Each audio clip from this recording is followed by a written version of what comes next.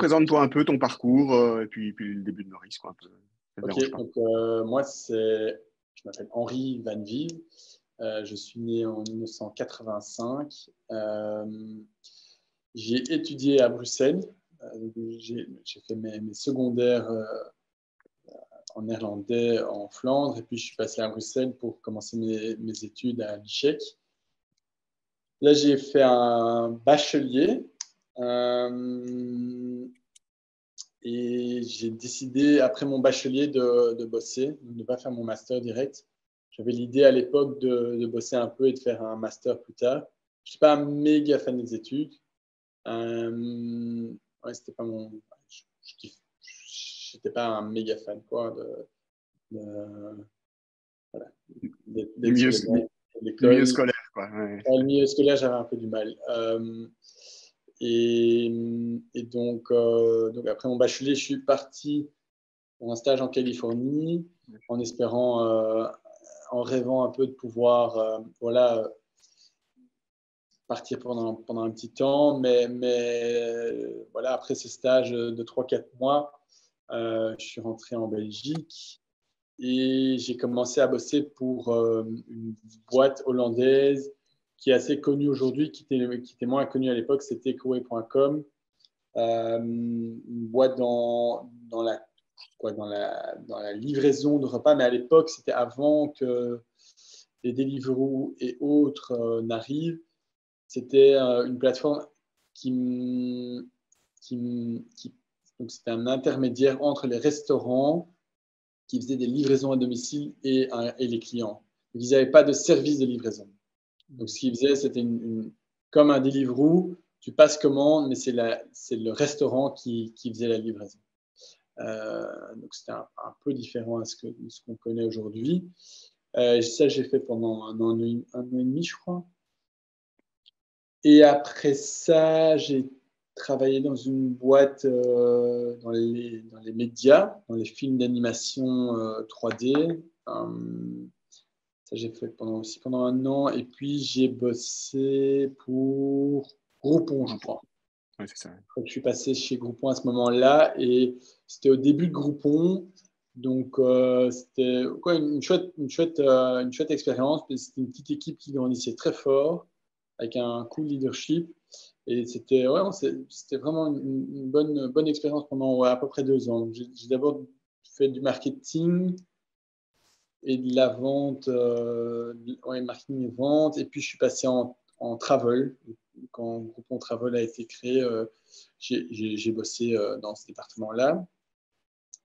Et après ça, je me suis mis en indépendant avec l'envie de développer plutôt des e-commerce. Donc là, je me suis mis en freelance et j'ai commencé à développer des e-commerce pour Belle Rose. En fait, oui, non, c'est ça. Donc j'étais en freelance chez Belle Rose. Sorry, oui, c'est ça. J'étais en freelance d'abord chez Belle Rose où j'ai fait du marketing chez eux, gérer le digital chez eux, c'est ça. Et à un moment donné, j'ai eu l'idée de dire, quoi, ils n'avaient pas d'e-commerce. Je me suis dit, est-ce que vous ne seriez pas chaud qu'on lance un e-commerce? Et donc, un peu en mode solo, j'ai développé un petit truc, un petit outil avec un SKU et puis 3 SKU. Et puis, on a commencé à mettre de plus en plus de produits en ligne, mais je faisais un peu de tout. Donc, le développement, le back-end, et puis même les colis. Je faisais moi-même les colis dans la cave chez Belle Rose, et puis les envois. Et puis ça a bien grandi. Et puis à un moment donné, je me suis dit, mais pourquoi pas le faire en mode pour d'autres boîtes.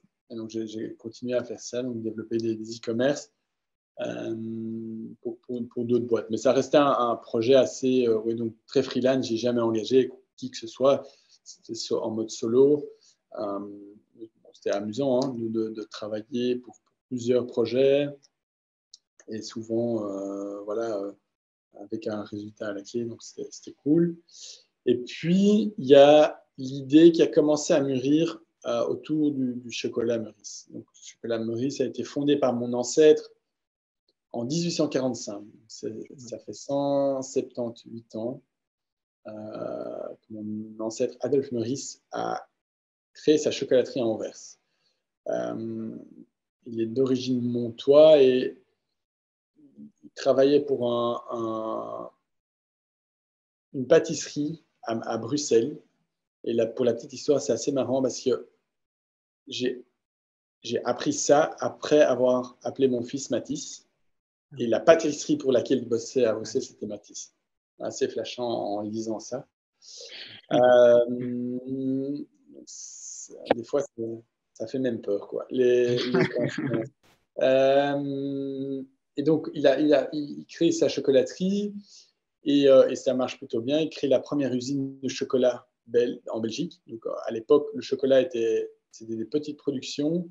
Et donc, lui, il voulait industrialiser la fabrication de chocolat en Belgique pour garantir une qualité et pouvoir garantir aussi un prix plus bas. C'est un peu le Henry Ford du chocolat belge. Ouais. Et ça marche bien. Meurice est quand même une belle entreprise, une belle chocolaterie et reconnue internationalement aux expos universels, que ce soit en Belgique et même à Amsterdam, Paris. Meurice est chaque fois récompensé pour son chocolat. Ce qui se passe, c'est que dans les années 60, fin des années 60, la chocolaterie connaît des difficultés. Et donc c'est 1960. 1960. Oui, pardon, oui, 1960. Oui, c'est ça. Donc déjà plus d'un siècle après, quoi, en fait. Oui, bien plus. Bien plus tard. La chocolaterie donc, connaît des difficultés. Et donc la quatrième génération, donc mon grand-oncle, donc le frère de ma grand-mère, décide de vendre la chocolaterie. Les acquéreurs à l'époque, c'est la société Générale Biscuit qui essaye de sauver Meurice et donc continue à produire du chocolat dans les années 70. Mais la chocolaterie disparaît complètement quand même dans les années 70 et fin des années 70. Et du coup, Général Biscuit se fait racheter par Lu se fait racheter par Danone. Danone fait le split à un moment donné. Il y a Kraft qui part avec le confectionery. Ce qui se passe, c'est que donc Meurice disparaît fin des années 70 et Kraft, dans les années 90, relance Meurice sur le marché belge. Ils ont une gamme de produits existants au supermarché, mais ils ne peuvent plus utiliser la marque la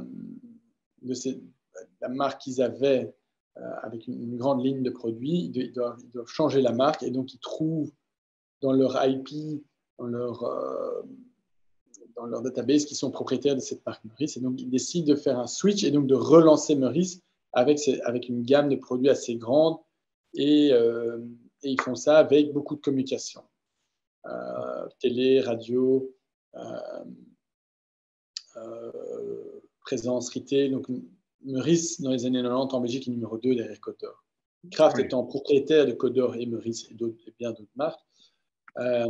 Il commercialise Meurice pendant plus ou moins 10 ans. En 2004, plus ou moins, il décide de réarrêter la production du chocolat Meurice. Les produits qui marchaient bien à l'époque, ou les best-sellers de l'époque sous la marque Meurice, sont alors migrés vers d'autres marques, vers Côte d'Or et vers Milka. Et donc, Meurice redisparaît à cette époque-là, donc milieu des années 2000. Et donc, avec ma famille, c'est un peu mon père qui a cette vague idée de se dire, mais ce serait quand même quelque chose si on pouvait rentrer en contact avec Mondelez, donc le propriétaire actuel le propriétaire il y a quelques années donc de Meurice.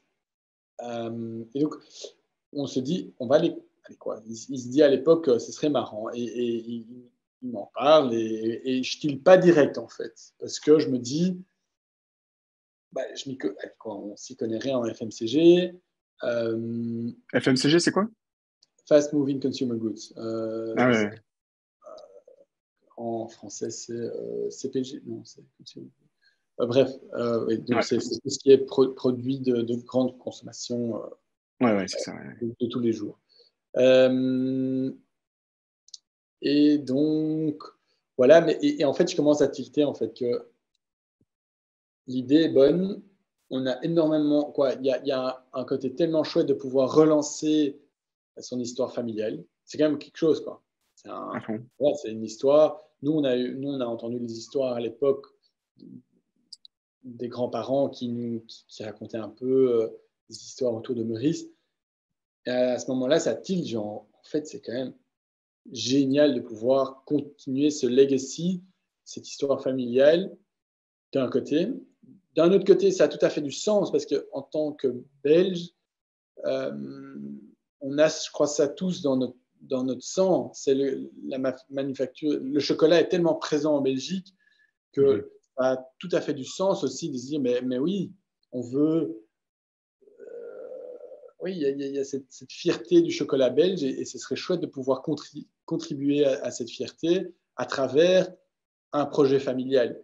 Et puis la troisième partie, c'était aussi de se dire, ben, si on faisait être mon propre client, et en plus de ça, de pouvoir intégrer le mouvement de faire du business un peu de manière plus juste. Dans le mouvement Bicorp, je lisais à ce moment-là le livre de Yvon Chouinard, Let My People Go Surfing. Donc, toute cette mouvance de dire, OK, mais faisons un business et qui contribue à limiter les impacts négatifs sur l'environnement ou de pouvoir faire en sorte que ce projet ait un impact social positif.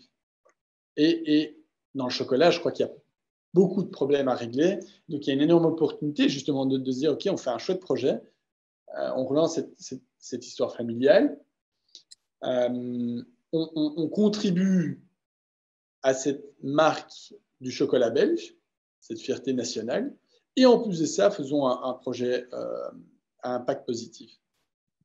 Bon, voilà, sur papier, c'est très cool, très chouette, mais voilà, on n'a pas encore l'accord de Mondelez de pouvoir acheter. Et donc, on rentre en contact plusieurs fois avec les gens de Mondelez et ça, voilà, ça prend un peu de temps, mais au final, on arrive à avoir un contact auprès du département M&A et donc, voilà, donc on a un call, ça se passe bien, ils sont OK, on leur fait une offre qui voilà, c'est un montant confidentiel, mais qui était vraiment tout à fait un gros investissement. Et on se dit, OK, go, quoi. On le Et ça, fait. c'est à quelle époque? Genre checké, mais si je me souviens bien, c'est 2018, je crois. Oui, c'est ça. 2018-2019. Non, Juste, 2019. Ouais. juste avant le confinement, quoi. Avant le Oui, Covid oui, et tout ça, quoi. exactement. C'est juste avant le confinement, même qu'en fait, on a lancé, c'était pendant pas mal de la préparation, s'est passé pendant le Covid, en fait. Ce n'est pas facile et en même temps, mais je te raconte le lancement un peu. Ouais.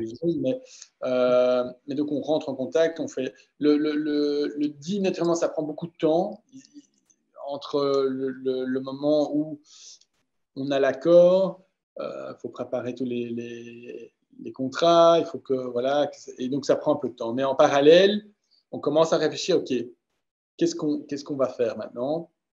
Qu'est-ce qu'on fait de l'histoire de Meurice? Est-ce qu'on fait, un revival des années 90 ou est-ce qu'on se dit non, on fait un revival de même une époque antérieure? Donc, voilà, donc ça met un peu de temps à la réflexion de se dire, OK, qu'est-ce qu'on a vraiment envie de faire avec cette histoire de Meurice? Et donc, assez vite quand même, bon, ça prend du temps, mais assez vite, ça devenait assez clair qu'on devait, comme c'est une tellement longue histoire, c'est vraiment plus de 177 ans à l'époque d'histoire, on se dit, ben non, faisons notre chapitre. On fait, voilà, une page s'est tournée dans les années début 2000. Voilà, on tourne la page, on crée quelque chose de nouveau.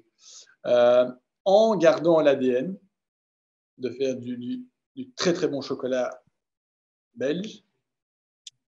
La créativité a toujours été, l'innovation a toujours été très ancrée dans le Meurice. Et donc, ça, on garde. Et on garde aussi des éléments. Donc, on va chercher dans des archives, on commence à piocher des éléments du passé, que ce soit des typos, que ce soit des illustrations, que ce soit des recettes.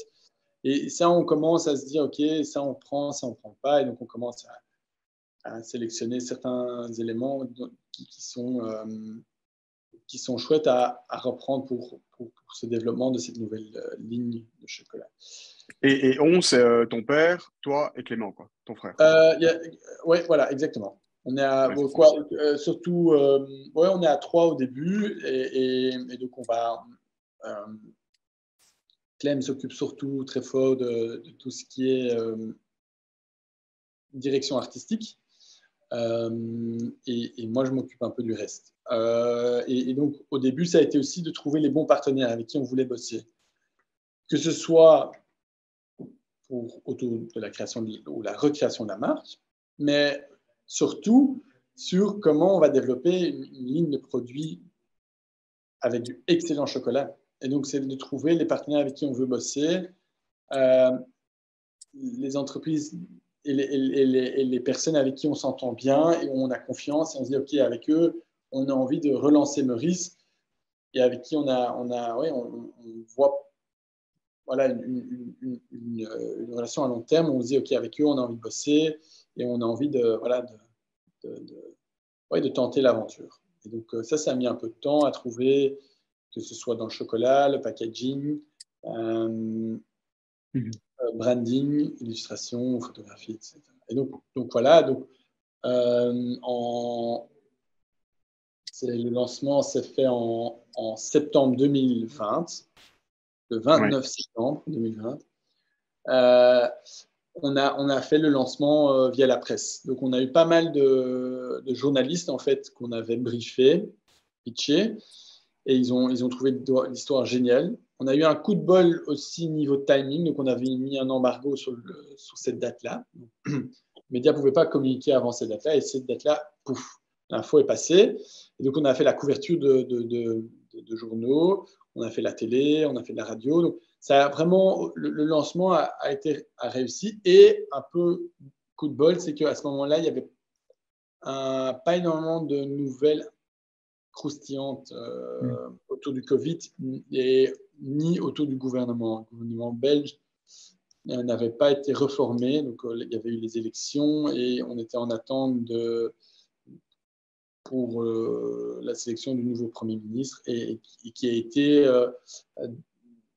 l'info a été divulguée 2-3 jours après. Donc, on n'aurait pas pu faire les headliners s'il y avait eu plus d'informations croustillantes autour du Covid ou d'autres news. Et donc là, on a pu profiter de ça, mais pur bol, pur hasard.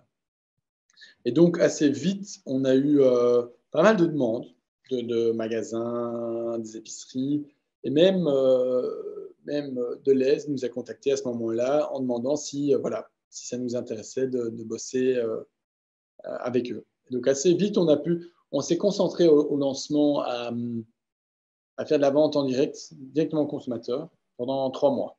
Donc de septembre à décembre, octobre, 3 mois, on a fait uniquement de la vente via Internet, en direct. Sur votre e-commerce. Sur votre e-commerce.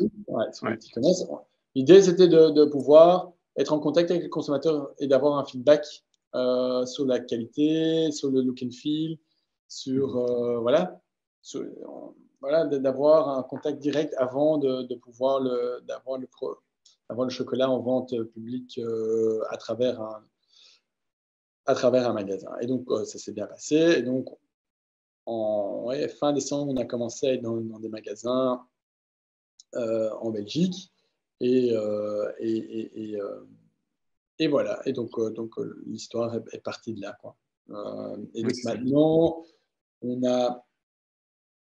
on est en Belgique, on reste dans une distribution assez petite et grande à la fois. Pour une start-up, c'est déjà pas mal. On est chez Deleuze, donc ça, c'est déjà vraiment un gros accomplissement niveau nombre de points de vente, mais aussi on est chez Daily Trader, qui est une très chouette chaîne de supermarchés premium. On est chez Farm, qui est une très chouette chaîne de magasins bio. Et on a, comme je disais, plein de petits magasins bio et d'épiceries fines aussi qui nous revendent. Et petit à petit, on agrandit nos points de vente en Belgique. Et en parallèle, on a commencé à faire des salons et de la prospection aussi à l'étranger à travers des plateformes wholesale qui nous permettent en fait de vendre le chocolat un peu partout en Europe et même aux États-Unis. C'est en direct, donc on vend en direct au magasin, donc au point de vente. Donc c'est des plateformes en fait qui jouent comme distributeur, mais en mode plateforme. Donc ils mettent en relation une marque avec un revendeur. Et donc ça a permis, surtout en niveau visibilité, de faire connaître petit à petit Meurice, même en France, en Angleterre, en Allemagne, aux États-Unis. On commence c'est des petits volumes, mais voilà, on commence à créer cette brand awareness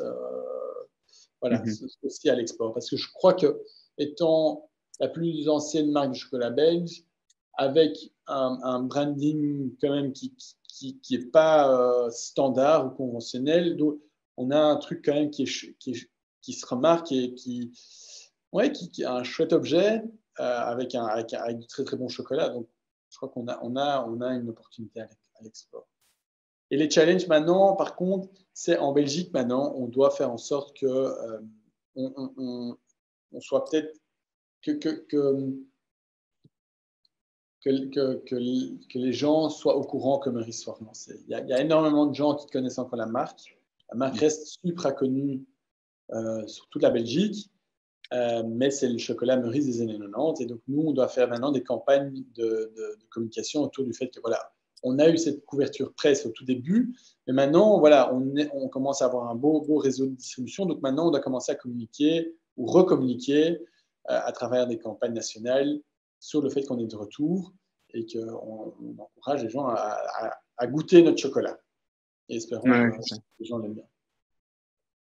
Oui, tout à fait. Non, c'est super clair. Je vois bien toutes les étapes de ton parcours et puis de votre reprise de Meurice, quoi, avec toute l'histoire. Mais justement, je me demandais, j'avais prévu ça entre guillemets pour les questions plus loin, mais ça tombe bien que tu en parles. Je parle pas du packaging et du côté esthétique, sur lequel je voudrais d'ailleurs avoir ton avis, mais après, si ça se met dans la discussion, mais d'un point de vue marketing, j'ai bien compris, depuis votre reprise de la boîte, là, ce coup dans la presse qui a été pas mal là pour vous. Et depuis, est-ce que vous investissez en marketing? Non. J'ai vu votre compte Instagram vite fait, le site évidemment, il est superbe, etc. Ça, à la limite, c'est peut-être encore un peu autre chose, mais je veux dire vraiment d'un point de vue promouvoir le nom, la Non, marque. c'est là où je suis un peu stressé à ça, c'est qu'aujourd'hui, on communique pas assez. Donc, on a en effet, donc, en marketing, aujourd'hui, il y a nos réseaux sociaux et où on a du très chouette contenu, mais où il n'y a pas assez d'interaction, je trouve, où on doit aller plus loin dans l'interaction avec les gens pour raconter plus d'histoires. Je crois qu'on ne raconte pas assez notre histoire, on ne raconte pas assez nos valeurs, on ne raconte pas assez le fait que voilà, on a envie d'aller plus loin dans faire un chocolat plus durable, où on soutient quand même les projets avec qui on bosse, c'est quand même des trucs vraiment poussés, vraiment chouettes. Donc ça, c'est des histoires qu'on doit absolument commencer à raconter de plus en plus. Et on ne le fait pas. Et à côté de ça, à part faire des promotions de temps en temps en magasin, on fait très peu de dégustations. On n'a pas beaucoup sur le terrain, on n'a pas beaucoup de force de frappe non plus. Donc tout ça, c'est des choses qu'on met en place maintenant, que j'essaie de mettre en place maintenant. Commence à parler avec des agences, avec des freelances pour justement créer des campagnes. On n'a pas énormément de budget non plus, donc on doit être malin avec ce qu'on fait. On va commencer à faire une première mission de product placement aussi, dans une émission de télé en Flandre. Et donc, voilà, c'est des petits trucs, c'est un peu des tests, mais c'est pas assez structuré, je crois. C'est là où je me dis que je vais peut-être me faire aider là, sur trouver une structure. Mhm. Premier truc, structure. Deuxième truc, voilà, les histoires. Il faut qu'on choisisse quelques histoires qu'on a envie de faire parvenir. Et je crois qu'on en a plein, des chouettes histoires, mais il faut qu'on sélectionne les histoires. Et puis, voilà, et puis ces histoires-là, de faire en sorte qu'on les fasse parvenir à, Ouais, donc, à travers plusieurs canaux, de faire en sorte qu'on puisse faire parvenir ces histoires. ouais, c'est ça. Et voilà, on a hier encore eu un chouette call avec des créas et avec des idées. Je ne vais pas en raconter plus maintenant parce que c'est trop prématuré, mais c'est essayer de créer un peu du chouette contenu avec en utilisant quand même un peu cette nostalgie en Belgique. Je crois Mm.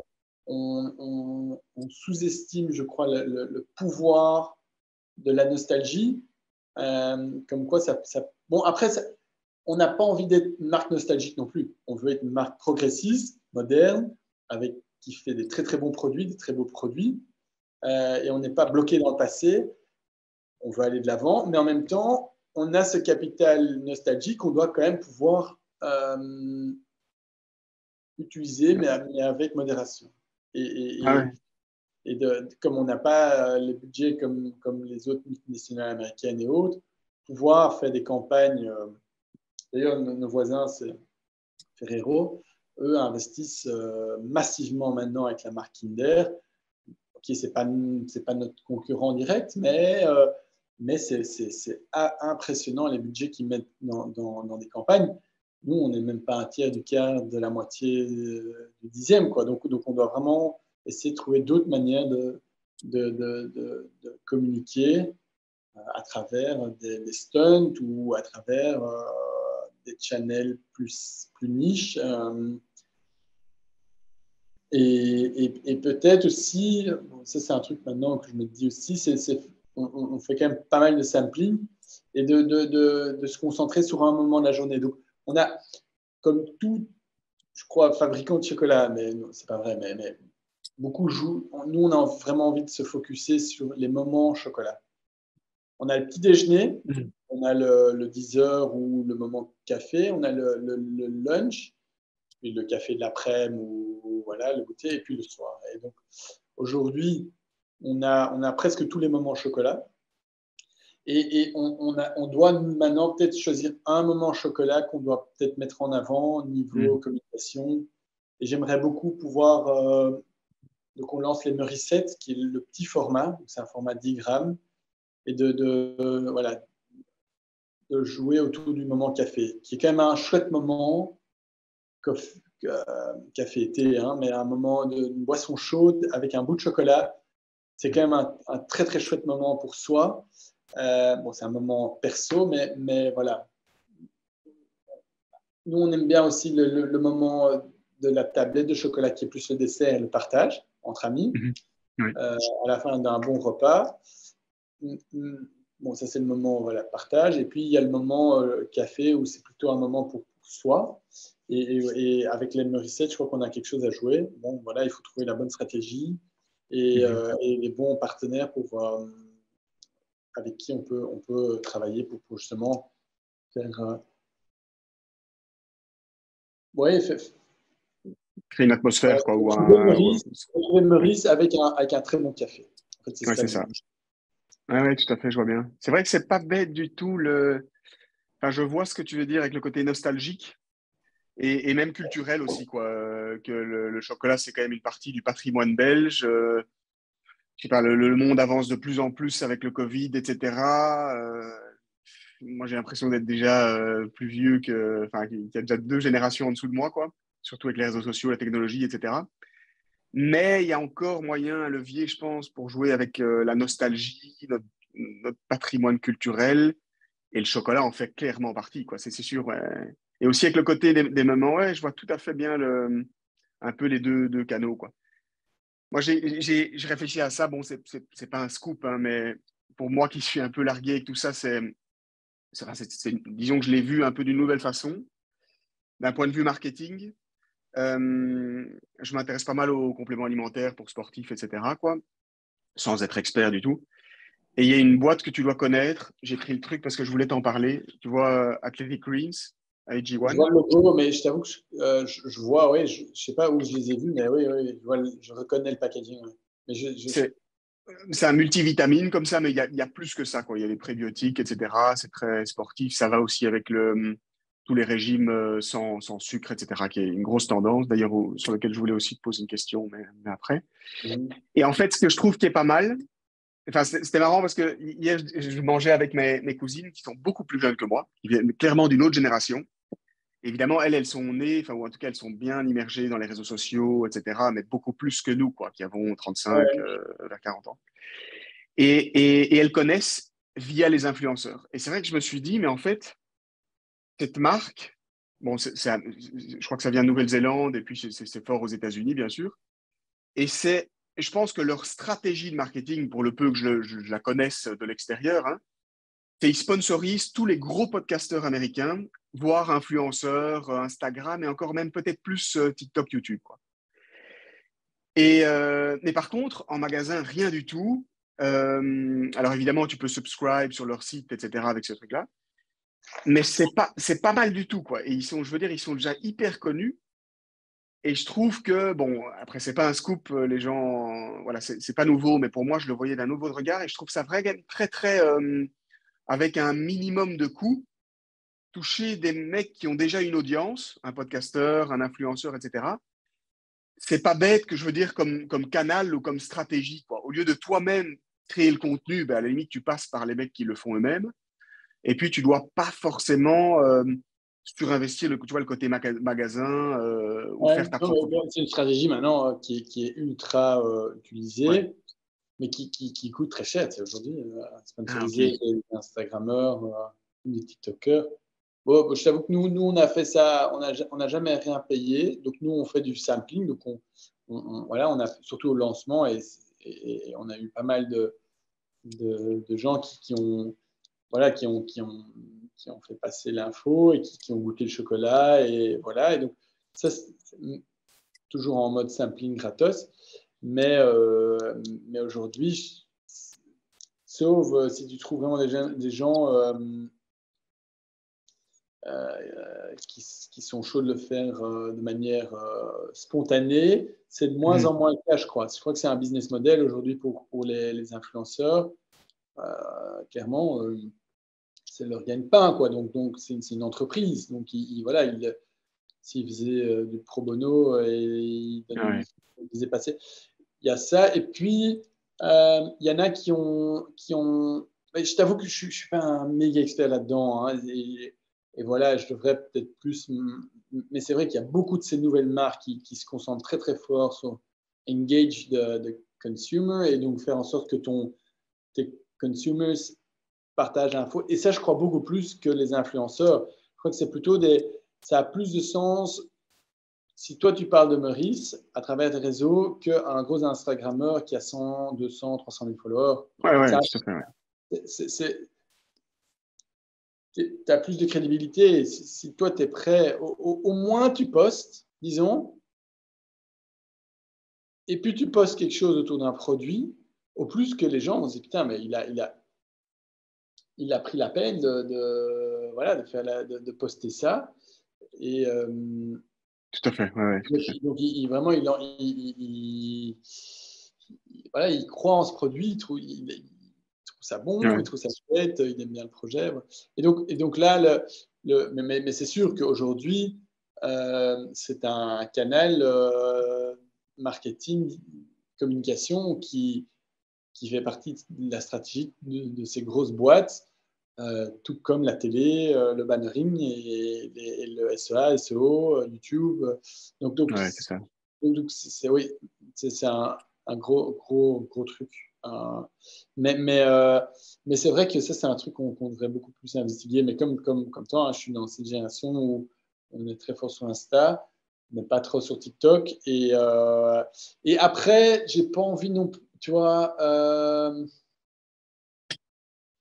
J'accepte aussi que si c'est pas mon truc, j'ai pas envie de forcer le truc. Ouais, Genre, ouais, tu ouais. vois, de voir un Nestlé ou un Danone et qui force le truc et où tu vois que c'est pas authentique et où tu vois que c'est parce que il y a un directeur marketing qui s'est dit putain, oui, il y a ma fille qui est dessus et il y a des gens qui ont des. Après, il y en a qui ont fait des trucs de malades. C'est genre Lotus, je pourrais penser à Lotus, boîte belge, Mhm. qui a très très fort investi là-dessus. Et donc, aux États-Unis, ils ont créé un bon buzz en faisant des gâteaux au spéculoos en utilisant du Biscoff. Et ça a marché. Et c'est sûr, c'est des grosses stratégies. C'est pas fait genre en mode vite, Ouais, vite. ouais. Non, c'est des belles stratégies. Et donc, les gros peuvent cartonner aussi. Mais ça doit rester authentique. Et donc, pour Ouais, ouais, tout l'instant, à fait. voilà. Et je crois que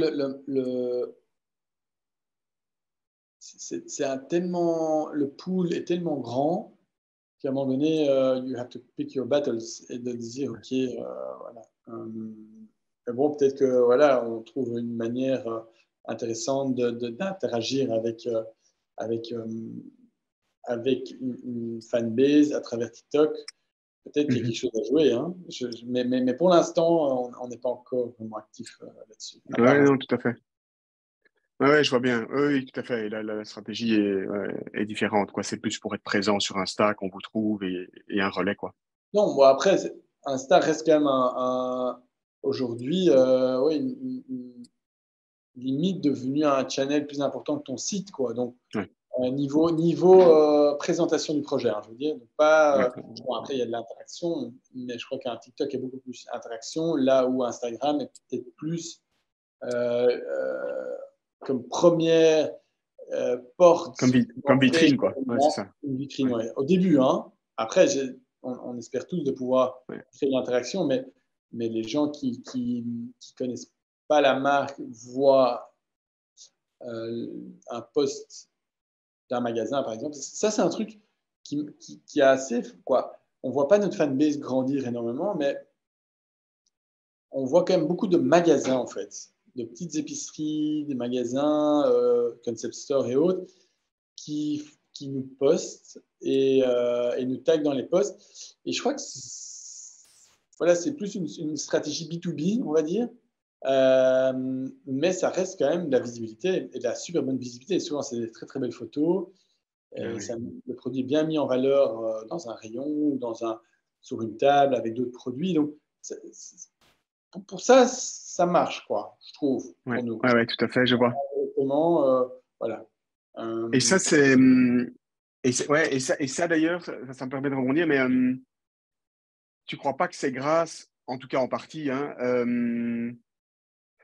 à- je m'exprime mal, mais au packaging et plus largement à la dimension esthétique de Meurice, qui est super belle, mais très originale pour un chocolat. euh, Et enfin, ouais. ouais, ouais, ouais, c'est pas vraiment une question, mais ce que je veux dire, c'est que je voudrais un peu t'écouter sur ça justement, parce que je me demandais, je réfléchissais, je me disais, OK, c'est quoi leur why, c'est quoi vraiment leur premier combat, quoi, ou leur origine, quoi, leur patte, Mhm. leur image de En fait, marque, on et c'est avait quoi leur développé valeur. Ouais, ouais, ouais. un slogan, c'est un slogan, donc c'est pas notre why, mais c'est Remarkable Chocolate since 1845. Et le côté remarquable, c'est en mode, je trouve que le mot remarquable est assez cool parce que c'est ni positif ni négatif. On a défini donc cette phrase qui est donc pas qui est plutôt notre tagline actuelle, qui est Remarkable Chocolate since 1845. Et donc je disais que le mot remarquable pour moi, ce qui est assez cool, c'est que c'est un peu nous. Donc on ne veut pas brag sur we're the best ou we're the most awesome brand. Non, on est juste, voilà, on veut être différent des autres, on essaie d'être différent des autres en faisant notre truc à nous, quoi. Et donc le packaging fait sûrement partie de ça. C'est on a voulu faire quelque chose qui sort du lot. Je crois qu'on a, en tant que nouvelle marque, entre guillemets, on est la plus ancienne start-up, mais on est quand même une start-up. Donc on a quand même un produit qui rentre dans un rayon. Les gens doivent se réapproprier Meurice pour ceux qui connaissent encore Meurice, mais pour la plus jeune génération, ils ne connaissent pas Meurice. Et donc, on avait envie de créer un truc qui sort du lot, que ce soit visuel, mais aussi, par exemple, les tablettes sont en format d'enveloppe. Et donc, l'idée là derrière, c'était, moi, ça me frustrait de commencer à manger du chocolat et que l'expérience de la marque disparaît ou est brisée dès qu'on commence à consommer du chocolat. Et donc, c'est un peu dommage. Nous, on voulait faire en sorte que le packaging survive toute la consommation du produit. Ouais, donc on n'est pas obligé de monter 100 grammes d'un coup pour profiter de l'expérience autour du chocolat. Et donc l'enveloppe permet de créer de nouveau quelque chose de différent. C'est chiant à mettre en œuvre en production, parce que tu veux faire à la main et tout ça. C'est beaucoup de boulot, ça coûte très cher, mais en même temps, c'est ça qui nous fait je crois qu'on est fier de notre produit. C'est qu'il est, il est beau, il est différent. Voilà. Et donc, on a envie de continuer à travailler sur le côté de l'identité visuelle de Meurice en développant d'autres chouettes produits, des collabs, des nouvelles recettes de tablettes, des nouveaux produits. Et donc, voilà, donc ça, c'est encore le journey de la marque est juste au début. Et donc, le développement de produits est dans l'idée du relancement de Meurice aussi, de pouvoir continuer à développer des chouettes produits. Ouais, c'est ça. Non, mais c'est même depuis le tout début, hein, au premier lancement là sur le site, sur votre petit e-commerce, entre septembre et Noël 2020, là, comme tu expliquais au début, c'était déjà complètement réussi, quoi. Moi, je trouve que l'originalité, les couleurs, la typographie, mais aussi, oui, comme tu dis, la justesse ou la finesse, mais en même temps, l'originalité, la créativité de vos couleurs, votre typo, votre identité visuelle, c'est magnifique, quoi. Merci. Et non, vraiment, et enfin, tu vois, je mélange un peu tout, enfin, je fais un peu les liens dans ma tête, mais tu parlais même, bon, c'est un peu ta manière de parler. Je sais que en business, parfois, on parle un peu comme ça pour clarifier les choses. Mais tu disais, tu vois, tu parlais des collaborations dans un petit shop ou un autre, etc. Et je peux même visualiser un magasin, tu vois, un peu, à la limite même, tu vois, des magasins qui revendent essuie-guides, etc., même des magasins vêtements qui ont un produit qui est un chocolat haut de gamme sur une table basse comme ça, magnifique, etc. C'est, enfin, tu vois, c'est le côté objet. Quand tu expliquais, je me disais, OK, un objet, non, c'est un bien de consommation, quoi, c'est la nourriture. Alors, en fait, le packaging fait que c'est beau, quoi, c'est un objet, quoi. Ouais. Et ça, c'est vraiment réussi, c'est superbe.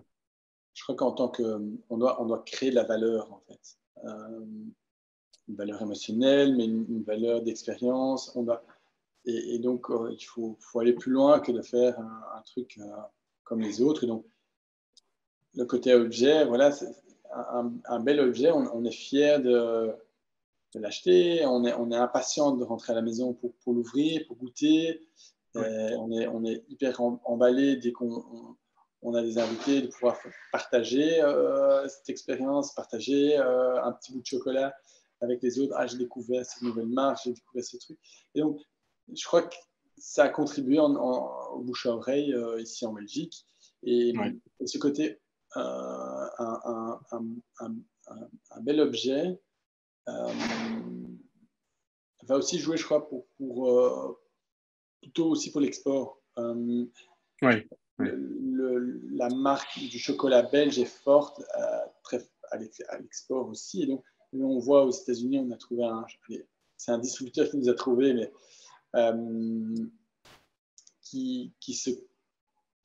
son focus, c'est le gifting. Et donc, il ne faisait pas encore de nourriture, donc c'était très fort autour d'objets qu'on retrouve dans des magasins de musées ou dans des concept stores, plutôt des objets qu'on retrouve peut-être dans des petits magasins de quartier, des papeteries. Et donc, le distributeur avec qui on bosse maintenant aux États-Unis a décidé de prendre Meurice dans sa gamme parce que je crois qu'il voyait aussi en effet comme un petit objet. un objet qui au final, n'est pas super cher. Ça reste un petit objet. Aux États-Unis, c'est un peu plus cher, mais ça reste un objet tout à fait abordable. C'est vrai qu'on est un chocolat cher, je ne dis pas ça, mais si vraiment on a son petit plaisir, on a envie de donner ou on a envie d'avoir un petit objet pour chez soi à la maison, ça reste un objet tout à fait abordable. Donc, voilà. Donc c'est là où je crois que on est dans un chouette créneau, mais qui à un moment donné aussi qui peut être difficile. Hein. Donc, il ne faut pas qu'on se retrouve trop dans le gifting non plus et de se dire que les gens n'achètent me risque pour offrir ou c'est ça. il faut qu'on ait une récurrence si les gens aiment bien, j'espère que les gens rachètent du chocolat Maurice. C'est tout à fait. C'est vraiment le truc. Quand je l'associe, bon, après, c'est peut-être moi et je suis peut-être biaisé d'une façon ou d'une autre, mais c'est vrai qu'on associe très fort aux fêtes de Noël ou aux fêtes d'une certaine façon ou à faire un cadeau. En grande partie, je pense, de par le beau packaging très original, etc., quoi. Et je peux vraiment le voir. Même sur votre site, dans la première phase là, de lancement d'e-commerce, tu disais vraiment, tu commandes ça pour Noël, tu offres ça à tous tes invités. C'est vraiment cool, ça s'y prête parfaitement. Et quand tu parles au début de l'autre pilier de lancer, enfin, et même de l'imaginer dans un rayon d'un supermarché classique, pas un supermarché un peu haut de gamme ou bio, genre Sequoia Farm, etc. Mais je parle d'un genre de Delhaize en Belgique. Pour l'instant, je le vois moins, quoi. Ouais. Non, ça a été Et un je vois. challenge au début. Ouais, c'est ça. Ouais. Ça a été un challenge de dire, OK, est-ce qu'on a envie de se retrouver en supermarché? Et voilà, c'est un choc que j'ai pris voilà, à cette époque-là, quoi, au lancement. C'est vrai que c'était un risque. Mais aujourd'hui, je suis assez convaincu que c'était le bon choix parce que des retailers premium, parce que ça reste quand même un beau retailer. Ouais, et de plus en plus. Et voilà, et donc, moi, je trouve que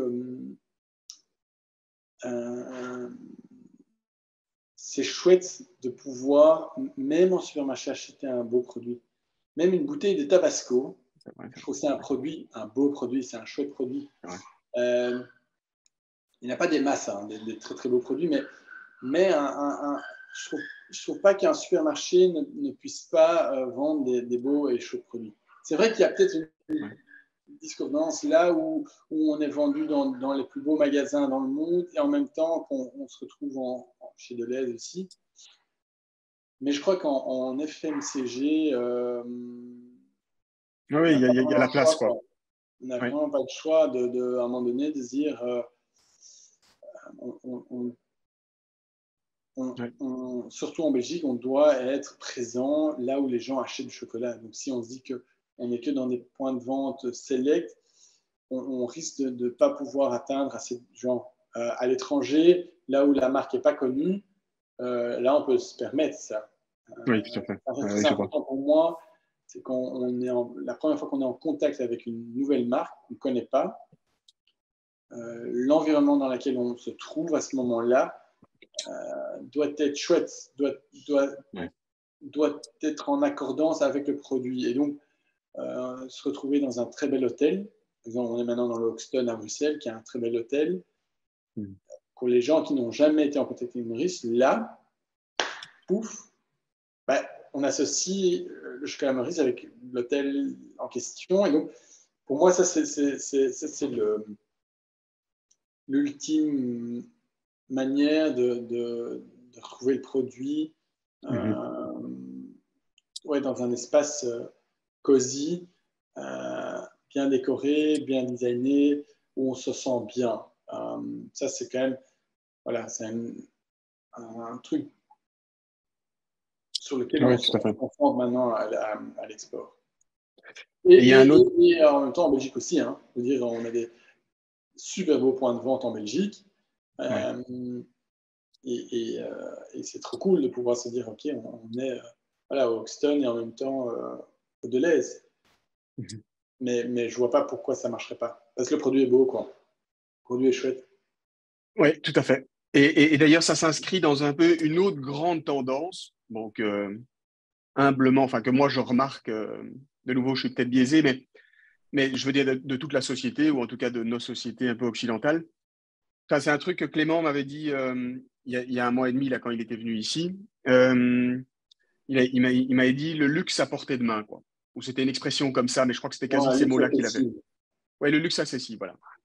Et c'est vrai que ça, enfin, peu importe, grand supermarché, supermarché plus niche, plus haut de gamme, etc., ou magasin vraiment très select, ou très beaux hôtels, à la limite, c'est une autre question, même s'il y a un lien. Mais ouais, mais je vois tout à fait bien le lien avec cette idée de faire un produit de luxe, mais qui est cher pour du chocolat, comme tu dis, encore que je connais même pas vraiment les prix, mais qui est cool parce que tout le monde peut se le permettre d'une certaine façon, quoi, que ce soit pour les fêtes ou même au quotidien. Consommation. Ouais. Voilà, ouais. Et ça te C'est- parle un peu, ou c'est un de tes piliers, ou bien je suis un peu à côté quand même, ou...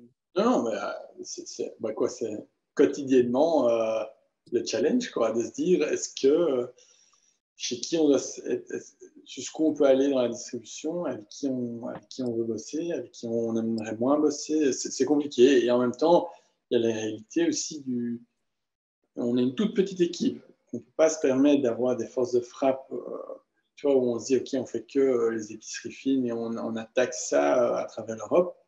On n'a pas assez de force de frappe. Et en même temps, on a envie que ce soit un projet qui fonctionne. Donc, on marge très peu. C'est pas un produit on marche pas assez de toute Mhm. manière. Là, tu peux me dire, oui, mais alors mets ton produit plus cher. Oui, mais en même temps, Mhm. oui, alors, il faut quand même faire du volume en même temps. Même si tu marches bien, ça reste un produit où tu gagnes quelques euros. Hein. Tu gagnes 1 euro si tu marches convenablement. Et il faut déjà en vendre beaucoup, quoi. Ouais, tout à fait. Euh, qu'on puisse un peu gagner notre vie. Euh, donc ça, c'est le struggle de dire, OK, où est-ce qu'on Oui, a c'est envie sûr. et en même temps, bon, voilà. Oui, c'est un peu des trucs à sous-peser, et il faut Et clairement... chacun, dès que tu demandes des conseils à droite à gauche, chacun a son point de vue. Et donc, il faut aussi voilà, se dire, OK, il faut être confiant avec ce qu'on a envie de faire avec Maurice. Le fait, c'est que voilà, on a été dans cette niche du premium parce qu'on voulait voilà, faire un chocolat de qualité, durable. Euh, voilà, ça fait en sorte que le produit est un peu plus cher. Mais en même temps, en Belgique, on a une marque ultra connue. Donc on aurait pu aller dans un chemin moins premium et dire, OK, on se retrouve dans tous les supermarchés. Mais est-ce que ça aurait marché? Peut-être, peut-être pas. Donc voilà, le temps nous le dira si c'est une bonne stratégie ou si voilà, on évolue tous les jours. Hein, mais voilà. Et un autre truc aussi, c'est comme on est dans cette mouvance Bicorp, on n'est pas encore certifié, mais on est dans le processus de certification. Euh, le fait bon, c'est un peu cliché, hein, toutes les Bicorp le disent à chaque fois, c'est ça un peu leur motto, de dire, OK, en mode, au plus que tu vends de chocolat, au plus que tu peux avoir ton impact. Donc, il y a ce côté-là aussi. Donc, si on fait un produit trop niche, ben, tout ce qu'on a envie de faire comme impact restera restreint. Oui, tout à fait. Ouais, ouais. Donc, après, nous, on n'a pas envie on n'a pas l'ambition de dire, OK, on doit devenir comme Ferrero ou Mondelez en taille et en volume. Je crois que c'est pas vraiment là qu'on a envie d'aller. Mhm.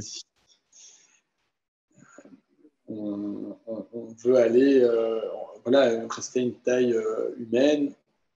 On veut s'amuser, faire des chouettes produits, faire en sorte que, voilà, Meurice soit de retour sur le marché, que les gens voilà, adhèrent à la marque et voilà, ce soit voilà, de pouvoir apporter de la joie aux consommateurs à travers Meurice, à travers le chocolat belge, donc de promouvoir ce chocolat belge et d'avoir cet impact positif. Et si on se retrouve là, si on est heureux voilà, avec ça et qu'on arrive à en vivre justement, on sera bien.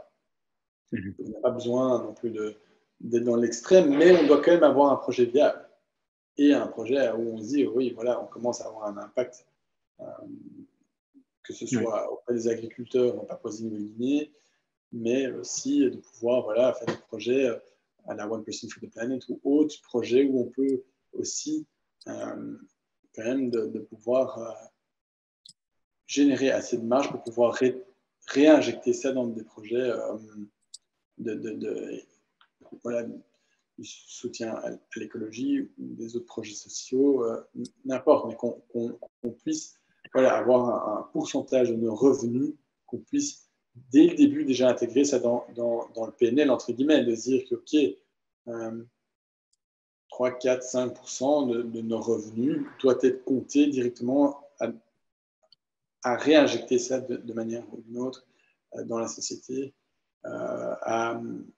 Et donc, dans le modèle, ça doit être dedans, quoi, dès le début. Ouais, Et ça doit que, être établi, quoi. grandit, ces pourcentages grandiront et donc on peut avoir plus d'impact sur les projets. Oui, tout à fait. Je voulais juste avoir un peu ton avis sur un tout autre sujet. Bon, ça Ouais. reste sur Maurice, hein, mais bon, il y a une énorme tendance, évidemment, dans une certaine strate de la population, des gens éduqués, qui ont un certain pouvoir d'achat, etc., et des pays occidentaux, hein, évidemment, c'est pas à l'échelle mondiale, mais de plus en plus de gens s'intéressent à la santé, au lifestyle, au sport et à la nutrition. Et on entend évidemment chacun un peu ses opinions sur les régimes. Le dernier en date, bon, certains sont végétariens, d'autres véganes, d'autres plutôt keto, carnivores, ça peu importe. Mais il y a une grosse tendance, peut-être pour être un peu plus précis dans la question ou dans le décor que je pose là, il y a une grosse tendance vers le sans sucre qui va avec oui, avec le lifestyle, le stress, enfin je veux dire l'importance accordée à la santé, etc., au sport.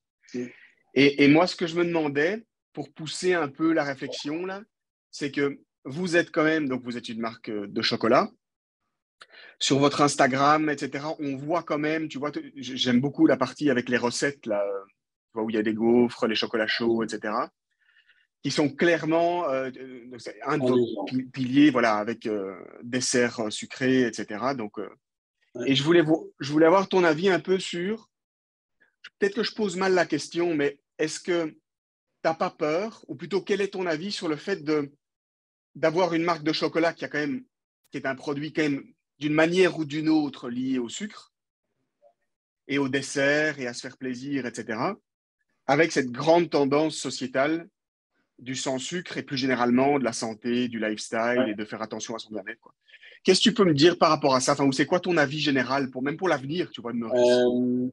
Quoi C'est une bonne question parce que c'est vrai que d'un côté, moi aussi, je m'intéresse à regarder en effet cette mouvance de dire ok, on mange moins de sucre, mais en même temps, il y a voilà, il y a plusieurs trucs. Un, nous on est une marque de chocolat, on va dire traditionnelle entre guillemets, dans le côté des recettes. Tout ce qu'on fait bio, fair trade, cacao trace, mais on reste un chocolat traditionnel. Donc on a envie d'apporter du bonheur à travers nos produits aux consommateurs. Et donc c'est vrai que dans le chocolat, surtout le chocolat au lait est très sucré, très très sucré. Là où le chocolat noir est moins sucré et ne contient pas de lait, donc on pourrait claimer, là on claim plant-based pour le chocolat noir. Et je regardais si on ne peut pas claimer vegan aussi. En fait, il n'y a pas de lait, mais je vais voir le pourcentage de contamination possible sur les lignes. Mais bref, donc on ne claim pas le fait qu'on est vegan, par exemple, ou qu'on est plant-based de manière extensive. Parce qu'on a envie tout d'abord d'être une marque de chocolat entre guillemets classique. Il y a très très peu, il y a énormément startups qui se lancent là-dedans, dans le keto, vegan, Low carb diet et tout ça, quoi. voilà, donc il y a plein de solutions. Et ça, c'est des boîtes qui ont une croissance de malade. Et c'est sûr que c'est hyper excitant et ça donne envie. Pourquoi est-ce qu'on on regarde à faire une barre de chocolat au lait vegan? C'est pas un chocolat au lait, mais donc le côté chocolat creamy chocolate, mais vegan. Donc là, on étudie ça. Voilà, je crois qu'on va le lancer un de ces quatre dès que la recette est bonne. Mais on doit faire attention, je crois, à ne pas tomber dans cette mouvance-là non plus, parce qu'il y a déjà plein de solutions. Nous, on ne serait pas unique là-dedans. Nous, ce qui est unique, c'est Maurice, c'est le depuis 1845, c'est le côté familial, le côté belge. Donc, c'est ça que nous, on a envie de mettre en avant. Et on veut apporter de la joie à travers un chocolat, un très, très bon chocolat, même s'il est sucré. Et si un consommateur ne mange pas de sucre du tout, alors il trouvera d'autres solutions. Et peut-être qu'on apportera cette solution aussi à terme, hein, mais aujourd'hui, on peut. C'est pas qu'on dit non à ça, hein, c'est au contraire. J'ai étudié le truc, mais en même temps, il ne faut pas qu'on se focus trop là-dessus, qu'on mire la marque et de jouer sur cette catégorie-là. Même si de base, on pourrait claimer plus. Même les logos bio, on ne met pas sur le front du packaging. On est d'abord une marque de très très bon chocolat. Et quand tu retournes le packaging, bon, il est mis bio à l'avant, mais ce n'est pas le logo bio, donc on ne le remarque pas super fort. Mais donc, quand tu retournes la tablette, tu vois, ah, chocolat bio. Ouais, c'est ça. Et plein Non, de mais c'est. chocolat noir. Donc, nous, on est tout d'abord une marque historique, familiale, la plus ancienne marque de chocolat belge. C'est ça notre point. Et by the way, on fait du bio et on fait du plant-based. Mais c'est ça qui est assez cool quand même. Enfin, je veux dire, là, pour aller plus dans votre sens, quand vraiment tu prends du recul, même en restant axé commercial, business sur les marques, moi j'adore, et je pense que je ne suis pas le seul, les marques qui traversent le temps et qui traversent les cultures, quoi. Et après, ça ne veut pas dire, comme tu le dis très très bien, qu'ils ne jouent pas un peu avec le courant aussi, quoi.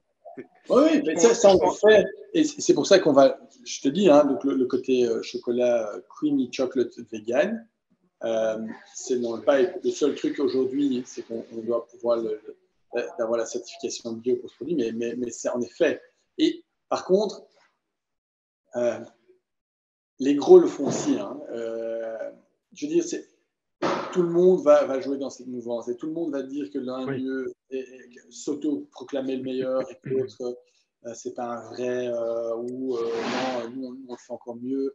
Et il y aura toujours de plus en plus extrêmes. Et je crois que tant mieux. Hein. Il faut des marques qui vont dans les extrêmes pour justement tirer les gros à se diriger et à créer en effet des gammes avec moins de sucre, sans lait. Mais voilà, donc et ça donne aussi de la place, je trouve, sur le marché pour des nouveaux entrants. Cette nouvelle mouvance, c'est une opportunité pour énormément de boîtes de se lancer parce que les gros vont mettre du temps à aller dans ces directions. Et donc voilà, mais c'est sûr que voilà, ça me parle aussi. Après, faire, tu vois, par exemple, faire du chocolat sans sucre ou avec reduced sugar, il ne faut pas non plus qu'on fasse un produit. Je ne dis pas que c'est pas bon. Non, mais c'est plus du chocolat, quoi. Enfin, je veux dire, le prétexte premier n'est plus là, quoi. Voilà, c'est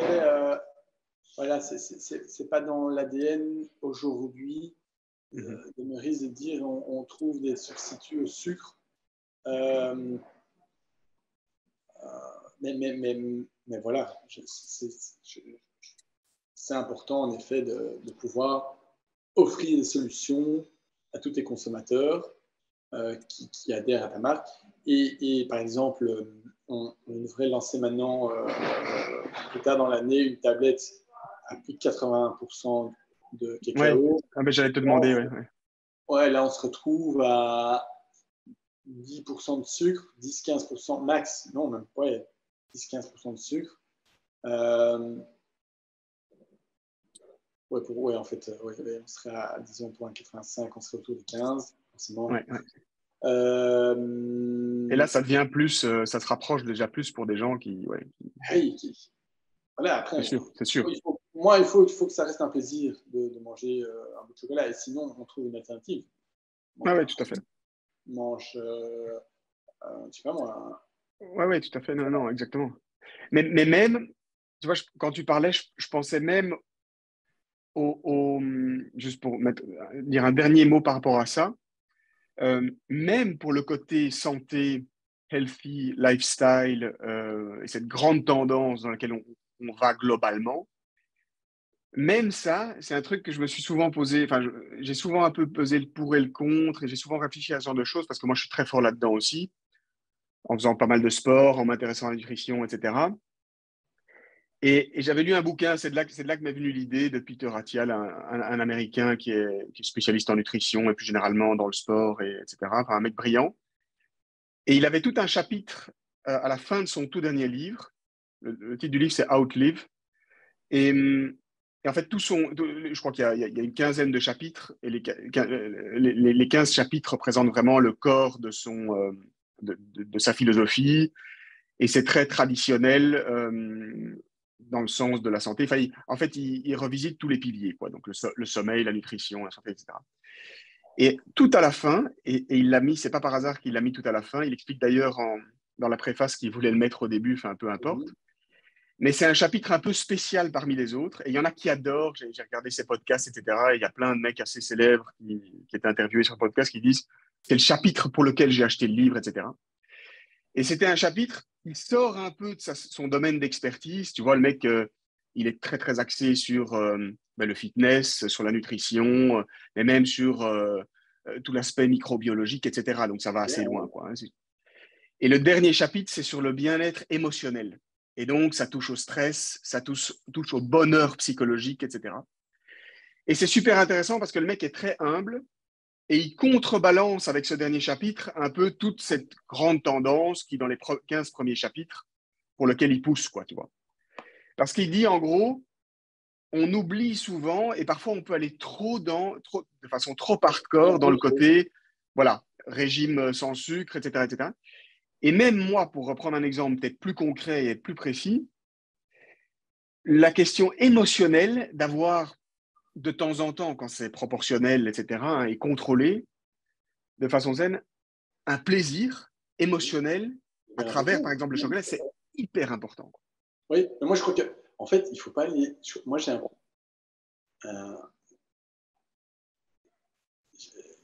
je trouve que c'est dangereux dans notre culture aujourd'hui, c'est les extrêmes, quoi. Oui, c'est ça. Il faut arrêter d'aller dans les extrêmes. Je trouve, perso, hein, dans tout point de vue de la société, et, et je crois que voilà, de dire plus de sucre, euh, c'est meilleur pour le corps, sûrement. Mais on oublie alors son côté, voilà, un petit côté plaisir, qu'on va peut-être trouver autour d'un fruit, mais peut-être que de temps en temps, un petit bout de chocolat. Moi, je suis tout à fait de l'avis de dire, bah, consommons moins, mais mieux, des meilleurs Ouais, c'est trucs, ça. et on en consomme un petit bout, 10 grammes de chocolat par jour, ça va pas te tuer. C'est comme les gens qui boivent un verre de vin tous les jours. Allez, mais il ne faut pas tomber dans l'alcoolisme ou dans Ouais, l'abus tout à fait. de sucrerie. Et donc, c'est là où l'éducation, je crois, aujourd'hui autour de la nutrition est hyper important. Mais il ne faut pas aller tirer dans les extrêmes et de dire aux gens, les gars, si vous bouffez du sucre, vous allez devenir obèse. Non, il faut trouver un équilibre. Il faut vivre une vie saine en faisant de l'exercice, en mangeant sainement, mais tout en gardant un plaisir de temps en temps. Juste pas abuser, quoi. Juste Ouais, mais équilibre. c'est même ça qui est chouette parce que c'est même logique d'un point de vue de la santé, c'est que l'équilibre, ou on va dire le côté psychologique, émotionnel, côté plaisir ou bonheur, fait partie. On n'est pas juste des machines, quoi. Ça fait partie de notre bonheur ou de notre mode de vie au sens large, quoi. Et souvent, c'est vrai qu'on a tendance à l'oublier. Et même, hein, ça me fait penser, quand tu parlais de l'alcool, là, vite fait. Même ça, j'avais écouté, c'était Joe Rogan qui disait ça dans un petit clip sur YouTube, là. Il expliquait d'une certaine façon, évidemment en faisant l'avocat du diable, comme il fait souvent assez bien, etc. Et évidemment, ça doit être mesuré dans une toute petite proportion, et peut-être pas pour tout le monde. Parce que ça, c'est une conversation que j'ai eue avec Denis. Et il y a Ouais, peut-être des gens qui feraient peut-être mieux de ne pas en avoir du tout. ouais, Mais un verre d'alcool, bon après ça dépend quel type d'alcool, quand, pour quel type de personne, mais ça pourrait éventuellement avoir certaines vertus, quoi. Et moi, ouais. qui aime bien aller à contre-courant, etc., c'est ça pourrait avoir une certaine logique, quoi. Ouais, oui, tout à fait. Mais de nouveau, c'est de trouver cet équilibre. Donc, Ouais, un verre peut avoir en effet, je crois, un côté positif sur le bien-être parce que voilà, ça peut. Je ne connais pas, je ne suis pas nutritionniste, mais le fait de dire, OK, ça détend, ça permet de, voilà, ouais, c'est ça. de souffler. Peut-être que les gens ont besoin de ça. Voilà, et c'est la même chose avec un petit bout de chocolat. Le chocolat, objectivement, euh, génère de l'endorphine. Et donc, ça donne un côté où c'est un antidépresseur. Il y a objectivement, le cacao permet de rendre, de fournir du bonheur. Et donc, voilà. Mais est-ce qu'il faut bouffer une tablette de chocolat entière tous les jours? Non, non. Vaut mieux pas. Et un autre truc aussi, je voulais juste, tu vois, allez, quand tu parles de toute cette mouvance du sans sucre Ouais, ouais. et le côté no milk, c'est super. Mais il y a des marques, je trouve, et ce qu'ils font, c'est qu'ils génèrent en fait comment ils appellent ça? C'est du guilt-free consumption. Guilt-free, étant donné qu'il y a des labels. Et le label bio en fait partie, hein, je trouve. C'est le guilt-free, donc on se dit que le fait que c'est vegan, par exemple, chez le free c'était différent, mais que c'est soit vegan, bah, les gens se disent, ah ben en fait c'est vegan, c'est bio, donc en fait, il n'y a pas de souci, je peux bouffer une tablette entière. Et c'est là où le danger est, c'est que on se dit, on regarde même plus les ingrédients, on voit les labels et on se dit, pas de souci, je peux bouffer autant que je veux et ça n'aura aucun effet sur mon corps. Et c'est Mhm. là où on retourne et on voit qu'en fait, il y a des substituts qui sont limite pires ou Ouais, c'est ça. ultra sucrés. Mais oui, il est vegan, mais il est ultra sucré. Ou, tu vois, donc il faut. Ouais, Donc, c'est l'exemple du Coca Zéro, quoi. Pour revenir ouais, un peu en arrière dans le temps, comme tu dis, ça enlève la culpabilité qu'il n'y a pas de sucre, que c'est pas le Coca original, etc. Alors que d'une certaine façon, c'est peut-être pire ou au moins peut-être aussi mauvais. Bon, ça, il faudrait le vérifier. voilà. Mais en tout cas, voilà, c'est pas comme un jus de fruits, voire même comme de l'eau, etc.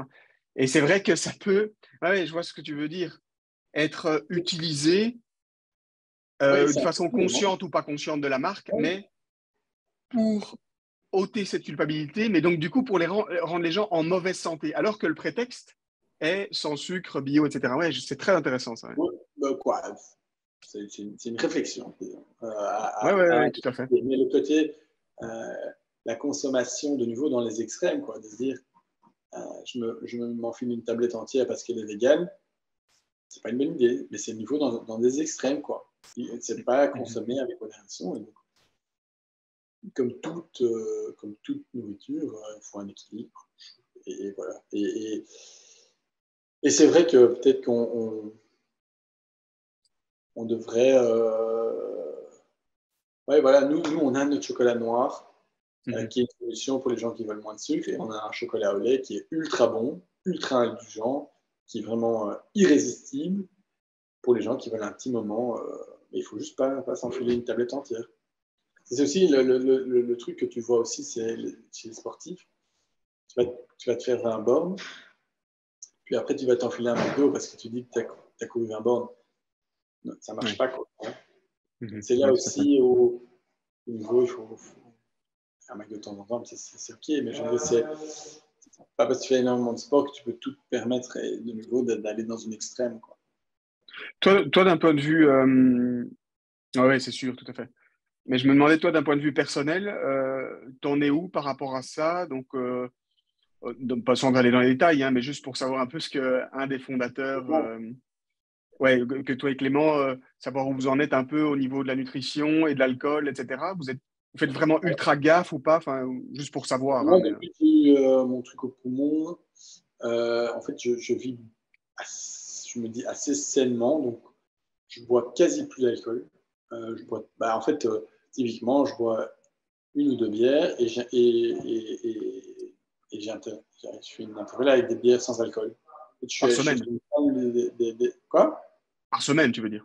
Oui, voilà. Ouais. Oui, en semaine, je vois rien, mais c'est même pas à la maison, c'est plutôt si je vais à un dîner chez les gens ou si j'ai un événement. Euh, oui, voilà, je bois une bière sans alcool, puis une bière de temps en temps avec de l'alcool, mais de nouveau pas pas radical, quoi.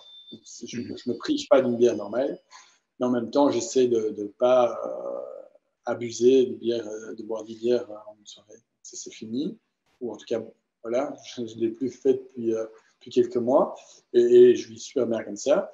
Le matin, je mange moins aussi. Avant, je mangeais quand même fromage, avec un toast de fromage. Voilà. Et donc là, maintenant, le matin, je me fais un jus de fruits, jus de fruits et légumes, que je presse dans un Nutri-Poulet. Et en général, ça me convient. Là, ce matin, j'ai mangé un toast, pas, pas d'amande, que j'aime beaucoup. Mais sinon, dans le matin, donc, c'est surtout un jus de fruits, légumes. Et le midi, ça dépend. Des fois, c'est une Ouais, soupe, des fois, c'est un truc un peu plus copieux, mais en général. Et puis le soir, je m'en fous. Je me fous des pâtes. ouais. J'aime beaucoup les pâtes, donc je me fous normal. Mais à côté de ça, j'espère. En fait, ce qui me fait le plus grand bien, c'est pas forcément la nourriture, mais c'est d'aller faire de l'exercice, d'aller courir. Je me sens, quand je me sens mal, quand je suis un peu, voilà, c'est un peu quoi, mentalement un peu difficile et où je me sens pas top forme, je vais courir et c'est là où je retrouve vraiment, ça me fait énormément de bien de courir. Ouais, ouais, tout à fait. Ouais. Ouais, moi Euh, aussi. Ça, c'est vraiment mon truc Donc que je, tu fais du sport quoi, tu cours et tu fais du golf quoi, 2, 3 fois par semaine quoi, minimum quoi. moi, je cours, j'essaie d'aller courir 3 fois par semaine. Et puis mais en fait, c'est surtout ça. En fait, mais Ouais. là, maintenant, je suis inscrit dans une salle de sport. Et donc, je vais essayer de varier. Je m'entraîne pour un triathlon. Et donc, faire un peu plus de vélo, et un peu plus de natation. Mhm. Justement, un peu. Là je sature un peu avec le running. De nouveau, j'ai été un Ouais, peu c'est trop ça. dans le thème. Et donc, maintenant, il faut que je varie un peu avec d'autres sports. Et, c'est quand même ça.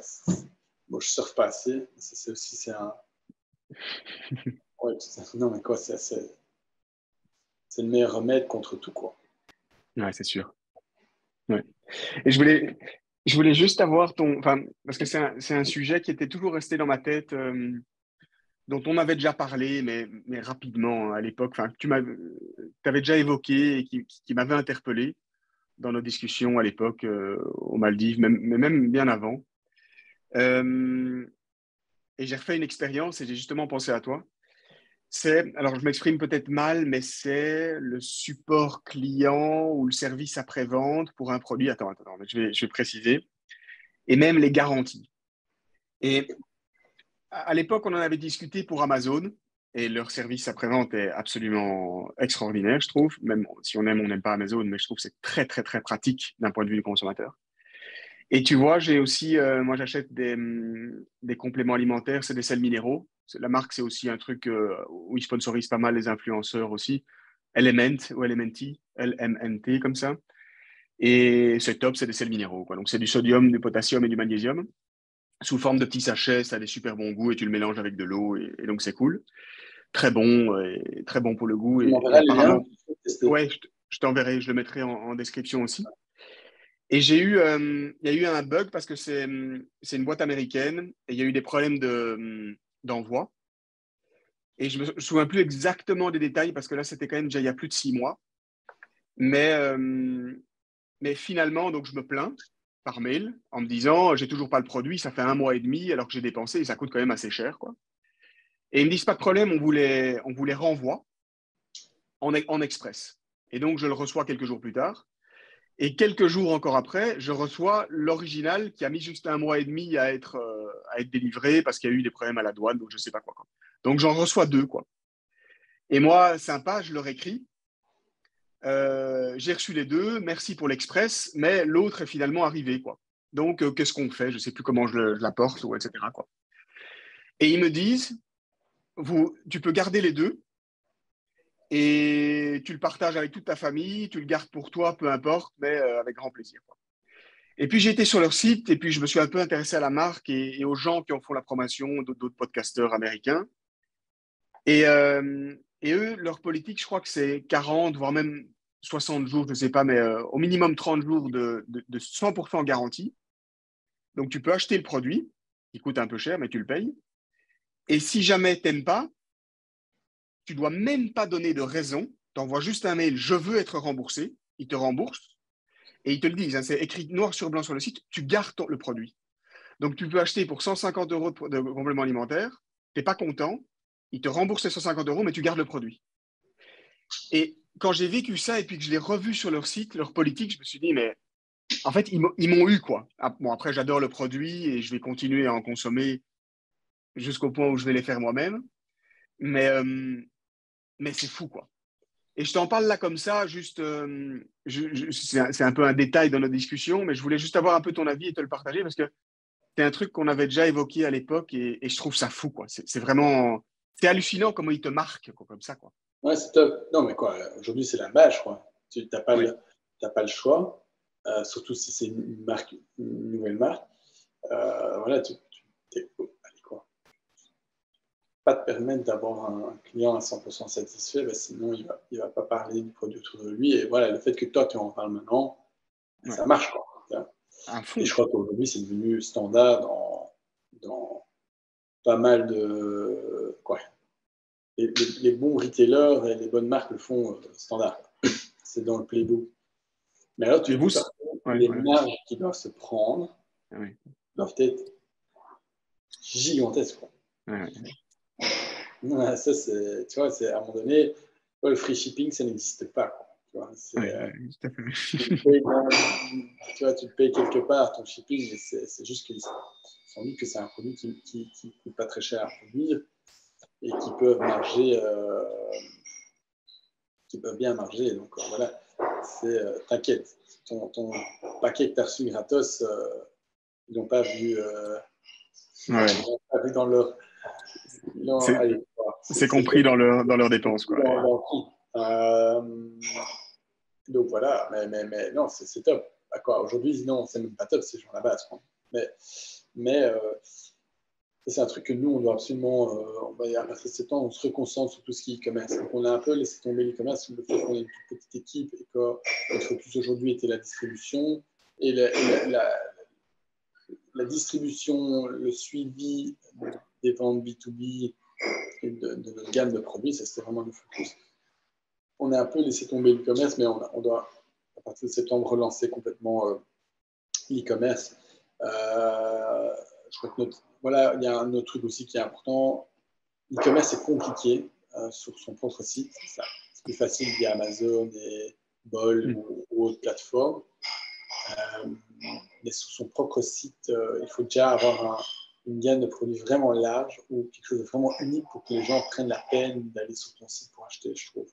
Le coût d'acquisition est énorme et donc on n'a pas un produit qui marche beaucoup, donc le commerce est compliqué, mais quand même, il faut qu'on se reconcentre un peu dessus. Et, par contre, on n'est pas sur Amazon ni sur Bol, voilà, pas pour l'instant, parce qu'on a envie de prioriser notre distribution à travers des canaux classiques offline. De nouveau, pour retrouver ce côté, la première fois que tu es en contact avec Maurice, la marque Maurice, doté dans un environnement qui est chouette, dans lequel on se sent bien. Et puis via Amazon, l'expérience du commerce est toujours difficile, je trouve. Mais bon, là, c'est pas cool. Il faut quand même qu'on se concentre un peu dessus. Hein. Ouais, tout à fait. Non, ça fait sens. Et quel conseil tu donnerais, parce que maintenant, tu as quand même déjà pas mal d'expérience dans le service, dans le e-commerce, en tant que freelance, et puis maintenant avec Noris depuis quelques années. Euh, Quel conseil tu donnerais à un jeune de 20 ans qui se lance dans ses études, mais plutôt même qui, à 20 ou même après ses études, vers 25 ans, voudrait lancer une start-up, quoi. Si tu devais donner un conseil, qu'est-ce que tu dirais, quoi? C'est toujours un peu compliqué, mais là, spontanément, c'est quoi le point le plus Comme je te important disais, pour toi? je ne suis pas un méga fan de donner des conseils parce que c'est compliqué, je trouve. Mais après, c'est important de se faire conseiller par des gens qui t'inspirent. Donc moi, j'essaie quand même d'écouter ce que d'autres me disent et des gens avec plus d'expérience. Voilà, ça peut te guider. Mais en même temps, des fois, c'est compliqué, c'est que tout le monde a son avis et au final, personne ne sait vraiment de quoi il parle, je trouve. C'est compliqué. Donc, je ne vais pas donner une leçon, genre, ah, il faut faire ça ou ça. Moi, je trouve que si tu as envie de lancer un projet et que tu te lances d'abord dans les études, peut-être des études assez généralistes, peut-être pas trop précises, ça dépend peut-être du projet, hein, projet que tu as envie de lancer, mais des études comme j'ai fait assez généralistes, voilà, tu touches un peu à tout et donc ça te pousse pas dans une direction. Et je reviens sur le fait d'écouter des conseils. Voilà, trouver peut-être quelques gens, quelques mentors qui peuvent Mm. t'accompagner dans les réflexions, que ce soit côté éducation, mais aussi côté entrepreneurship. Il n'en faut pas trop, mais trouve-en deux, trois mentors qui peuvent t'aider Mm. voilà, à challenger les idées. Et, et, et, et, en fait, les idées, c'est 10% d'un projet, quoi. Après, c'est les 90 autres pourcents qui sont importants. C'est comment est-ce que, voilà, l'idée est là, mais comment est-ce qu'on la réalise et comment est-ce qu'on la met sur le marché, comment est-ce qu'on la vend. Et c'est compliqué, hein. Il y a beaucoup.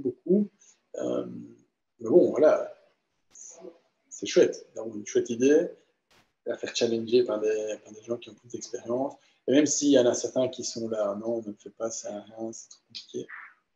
Ouais, fais-le peut-être quand même, je sais pas. Non, mais quoi, mais quand même écouter si vraiment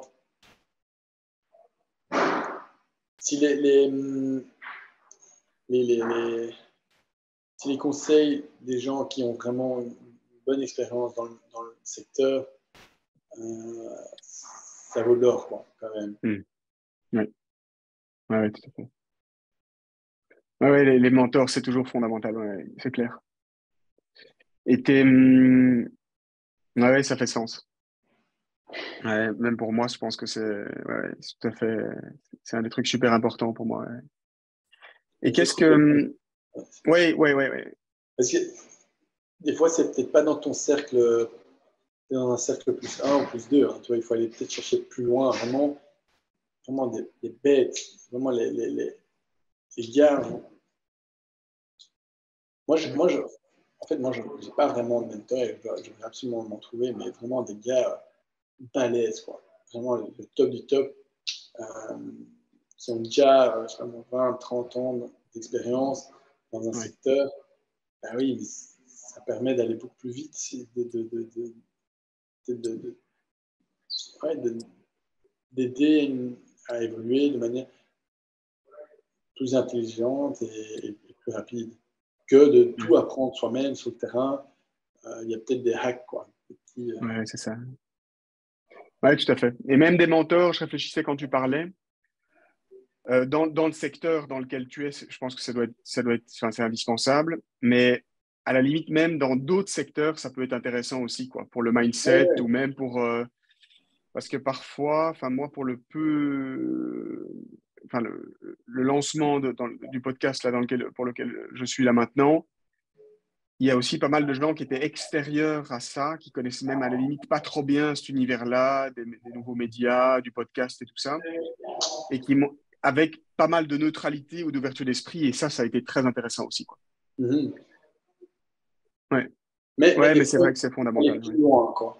Tu vois, ouais, d'avoir, oui, peut-être des potes ou des potes de potes, mais peut-être que des fois, envoie un mail, tu vois, ouais, genre, la brute du podcast. Envoie un mail à Joe Rogan ouais, tout à fait. et tu lui demandes, voilà, c'est quoi les pitfalls, qu'est-ce que... Bon, après, il ne faut pas être naïf. Si tu poses une question, il faut que ce soit une bonne question ou Ah allez, oui, tout à fait. pas trop ouvert. Et si vraiment tu as une question, si c'est juste pour demander c'est quoi ton conseil, tu Oui, viens c'est ça. Oui, oui, aller tout à plus fait. loin dans vraiment une question spécifique, euh, Mhm. que ce soit technique ou que ce soit dans la commercialisation, dans le business model, tu vois, un truc assez cadré pour qu'ils puissent te répondre correctement. Oui, tout à fait. Pour terminer notre belle discussion, je dois te poser la belle grande question que je pose à tout le monde et qui m'intéresse à fond. C'était quoi, dans tes mots, hein, de façon tout à fait spontanée, sans pression, mais qu'est-ce que tu dirais qui pour toi c'est quoi pour toi le sens de la vie, quoi? Vraiment à ta façon. En fait, j'en ai pas. Je tourne en rond.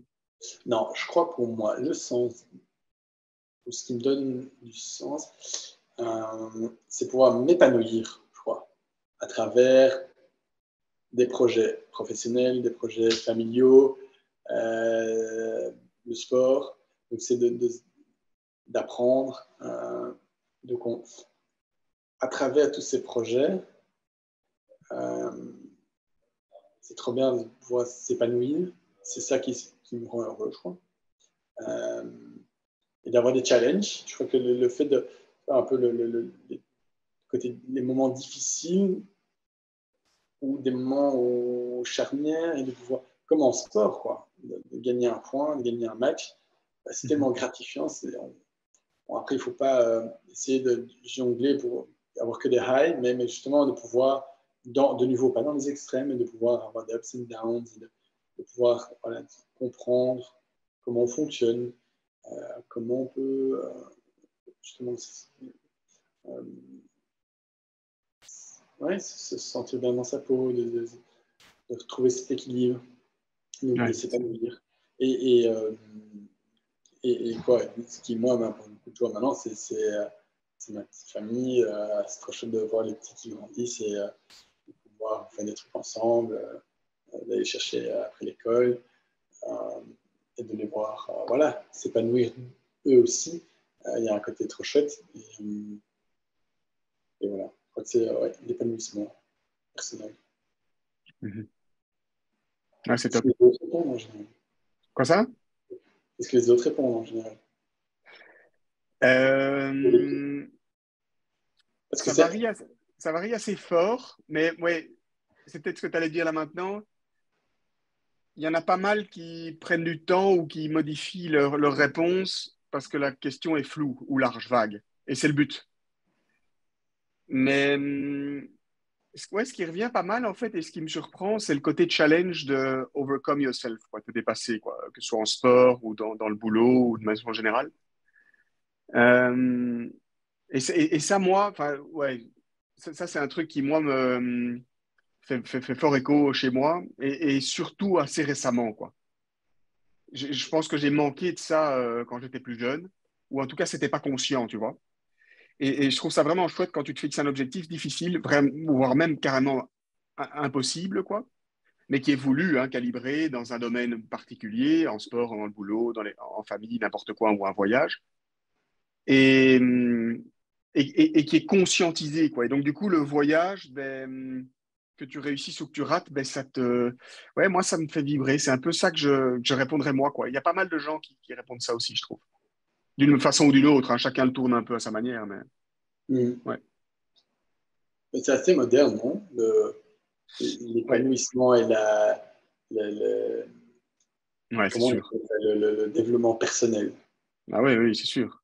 pense que si je pose la question à la génération de nos grands-parents, ils disent, C'est mais ça. qu'est-ce que tu t'en fous? Tu vas travailler, Ouais, ou tu fais des enfants, tu vois, c'était plus structuré et tracé pour eux, quoi. ouais. Mais ouais, c'est pas, je pense que c'est pas, de nouveau, c'est la question de l'équilibre. Je pense que tout est pas mauvais, quoi. Trop, c'est sans doute pas bon non plus. Et d'ailleurs, ça peut même rendre malheureux. Il y a pas mal de bouquins de développement personnel qui promeuvent un peu qui font la promotion ou qui se cachent derrière des titres du genre se poser la question du bonheur, c'est la première raison de se rendre malheureux, quoi, en fait, ou de se pourrir la vie, etc. Mais je trouve, dans une certaine mesure, c'est bien, quoi, de se poser la question et après, comme on disait, sans passer dans les extrêmes ou en faire une obsession, quoi. Ouais, je crois qu'au plus que. Allez, oui. Allez, si c'est une mission de vie d'aller trouver sa raison d'être, c'est que c'est compliqué, je trouve. On est, Ouais. c'est de revenir tout seul, c'est comme une idée, quoi. Une idée, ça vient à toi. Il ne faut pas chercher l'idée, je trouve. Ouais, tout à fait. Non, mais ce que je veux dire, c'est que je suis souvent, moi, parfois quand même un peu déçu. Je pense de nouveau, je pense pas qu'il faut en faire une religion ou une obsession à fond, mais parfois c'est un peu triste quand tu vois la génération, certaines personnes des générations au-dessus de nous, quoi, et plus de nos grands-parents ou arrière-grands-parents, tu vois qu'ils étaient quand même moins en pilote manuel dans leur vie, quoi. Mais ils n'avaient pas le choix, Antoine. Voilà, c'est ça, c'est ça. C'est plus dicté pour eux, quoi. Et par moments, Ça, tu le te danger dis, aussi, c'est qu'aujourd'hui, qui est un, de nouveau, on va peut-être dans une extrême, dans l'autre extrême, quoi, tu vois. À un moment donné, il ouais, ouais, faut ouais, arrêter, quoi. Voilà, ça. ta vie, et avoir un boulot, permet de gagner sa vie, mais permet de s'épanouir. Et le côté Ouais, tout à fait. où on est anti-société, dire non, un 9 to 5 c'est nul. Non, pour moi, tu vois, de créer un équilibre. Mhm. Et le boulot, le côté traditionnel, entre guillemets, n'est pas néfaste. Quoi. De nouveau, il ne faut pas aller dire que c'est nul, mais il ne faut pas non plus se dire il faut bosser, bosser, bosser, parce que sinon, on ne peut pas y arriver. Il faut de nouveau trouver son équilibre et, voilà, de s'épanouir dans sa famille, dans ses projets. Voilà, je crois que c'est ça qui rend Mm. la vie chouette. Quoi. Ouais, ouais, tout à fait. Et c'est ça que j'aime bien avec le côté de se dépasser soi-même, overcome yourself, etc. C'est qu'il y a une question d'action. Et donc, l'action, c'est-à-dire que des périodes de réflexion ou de conscientisation où tu prends du recul, c'est fondamental pour pas tomber dans le piège de vivre 40 ans sans se poser de questions et être malheureux. Mais en même temps, de se remettre des challenges, des objectifs de façon saine et équilibrée par à-coups comme ça. En fait, c'est bien parce que du coup, ben, automatiquement, ça répond à la question ou au piège de se poser des questions et de vivre dans sa tête, quoi. Le piège dans lequel je suis déjà tombé pas mal de fois, quoi, comme tu sais. Non, et après, ce qui est top aussi, c'est d'avoir des passions. Tu vois, je Ouais, vois mes parents, ils ont une passion, par exemple, pour le jardin ou pour la nature.